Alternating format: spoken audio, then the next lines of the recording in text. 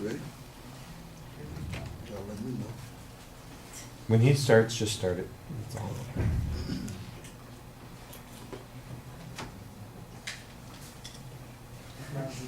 Yeah, it is.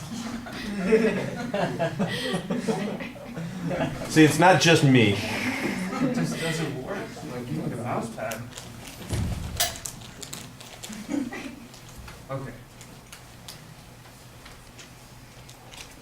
You ready? I'm ready when you are. Alright, So when you go. go. Today, I'd like to outline for you the necessary skills required for playing hockey. Here, I have a quick clip that'll demonstrate some of the skills I'll be talking about.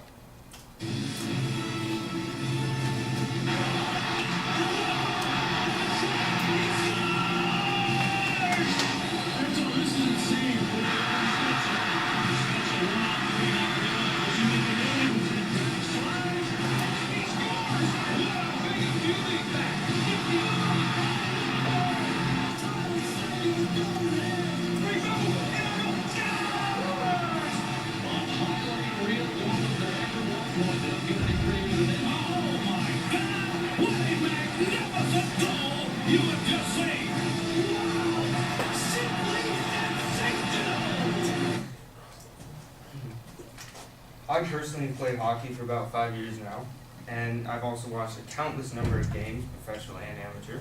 I've picked up a lot of experience along the way. Hockey is a very underrated sport here in America, and most people don't realize the amount of skill it actually takes, or the amount of talent these players actually possess. The point of this speech is to highlight those talents. Today I'll break down the fundamentals of skating, puck handling, and shooting. First thing I'd like to talk about is something basic, but something very important for playing hockey. Before a player can actually play hockey, he or she must learn how to skate. There are two types of skating: skating forwards and skating backwards. A player, no matter what position they play, must know how to do both, and with great speed. A big factor that determines how a game will go depends on who can get to the puck the fastest. Hockey is a high-intensity, fast-paced game, and a fraction of a second can completely turn a game around, so having speed really comes in handy. Skating backwards is a necessary skill because a player needs to have his eye on the puck as well as all players at all times. A defensive player will typically spend a big portion of his game skating backwards to keep a view on the entire rink and still be able to protect his goalie. A player must also know how to make flawless transition from skating forwards to backwards, and of course vice versa. For example, if there's a player skating backwards on defense, and then he was quickly passed up by an opposing player skating forward, he or she would need to make a quick transition to catch up to that player and prevent that player from becoming useful within the game.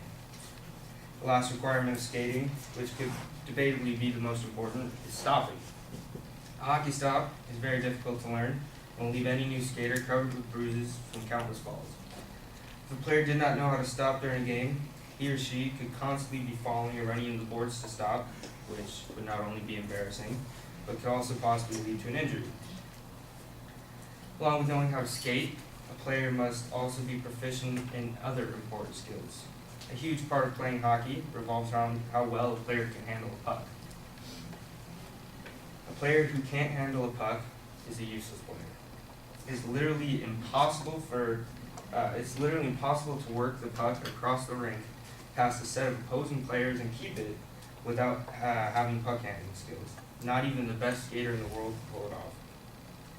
One part of puck handling all players must know is passing the puck with speed and precision. The puck is passed hundreds of times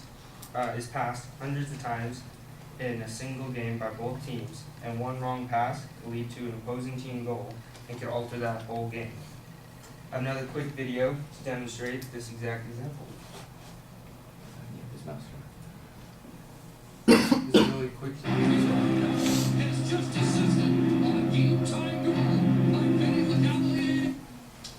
I know it went by really fast and it's probably difficult to see, but in the video you just saw, the goalie was attempting to clear the puck away from the opposing team, and then he accidentally passed it to the opposing team, who then scored and tied the game.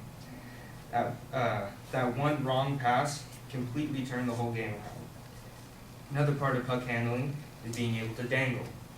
According to UrbanDictionary.com, a dangle means to use exemplary skill and stick handling ability to maneuver oneself and the puck around the ice. These tricks take years of practice and must be executed perfectly during a game because you only get one shot at it. This is a very useful skill when moving past defenders and getting your way to the goal. Finally, I'll explain the types of shots the player needs to learn. There are three main types of shots in the game used in hockey: the slap shot, the wrist shot, and backhand. The slap shot, which has a very similar motion to a golf swing and is used to get off a very quick shot and a very powerful shot, and in the hands of any professional can also be very accurate. Just like the other shots, it takes lots of time and practice to perfect, but once perfected, it becomes a very useful shot in the game. A wrist shot is when a player sweeps his stick along the ice while cradling the puck in the stick blade, and then at the end of his sweep, flicks his stick using his wrists, that's why it's called a wrist shot, to propel the puck up in the air and in the direction he is aiming. This shot is usually not as fast as a slap shot. It is mostly used for longer distance shots and also used for great accuracy. A backhand is a basic shot and is performed by using the back of the blade of the stick to take your shot instead of the front. The backhand shot is used when up close to the net and is usually a follow-up shot after tricky puck handling. It is somewhat of a surprise shot, and I found a perfect video that shows an example of this. Oh, did I just exit out of it? Well, that was awful because I just exited out of the video. So I'll just tell you what happens in the video. It is a penalty shot, and what happens is the player works his way up towards the goal, does a lot of crazy moves with the stick and the puck, and then flicks it around the goalie and uses the back of the stick to flick it in the goal. It's a really sweet video. Wish you could have seen it. I was really hyped when I found it because I thought it worked great, but oh well. So, it's important for a player to have a variety of shots because there is no guarantee that he or she will be able to take the shot they would like in the game. So it's necessary to have a backup. So, today, for all you wonderful people, I have outlined the skills required to play hockey. Those include skating, shooting, and puck handling.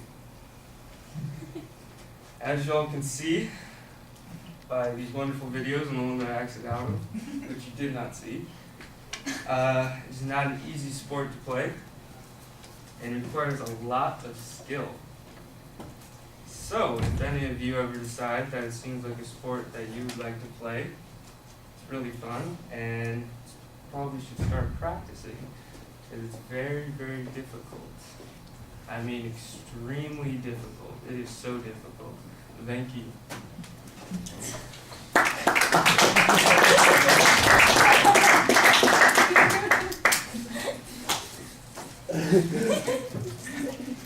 I pulled that video because it's great. So who's taking the penalty shot? I'm pulling it back up. Hold on. While you're doing that, PJ will probably offer his comments. I thought your thesis was well defined.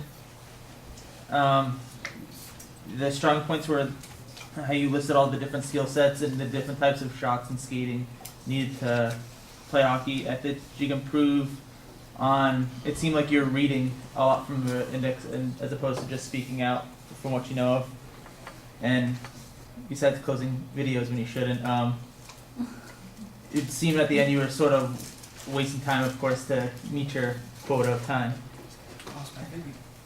And then I thought your attention grabber was good, but I thought it could have been used at a different spot of the speech. When you talk about the skills, you should have showed that the attention grabber then and showed a different video for the attention grabber. Okay. That's about it. Okay. You want to do it quick?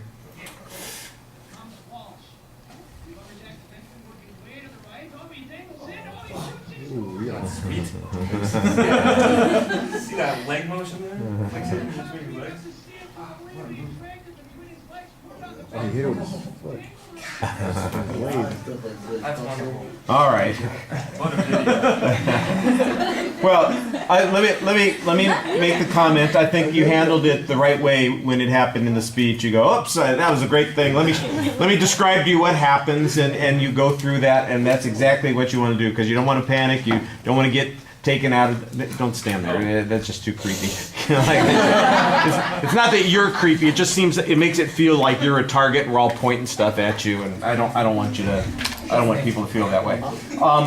So I thought you handled that right. I'd agree with PJ about that clip. I think maybe the opening clip you could have saved for a little bit, had something a little bit different for the attention device, because it really sounds like you're just starting off with your purpose statement as the attention device. And then later on, after you show the clip, your purpose statement actually changes a little bit, and I thought it was a little clearer there. So I think if you had a better story or an interesting example to talk about, and then went to that, and then showed the clip, that might have worked a little bit better in the opening.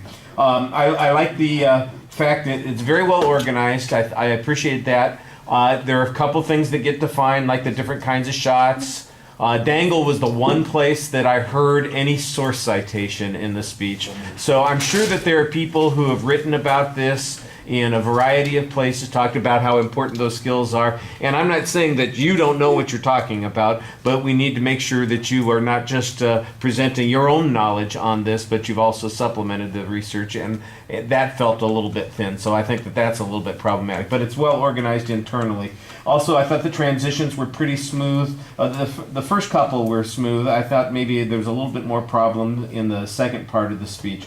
The video clips, like I thought they were nicely organized at the beginning. It is a little complicated using the mouse that way.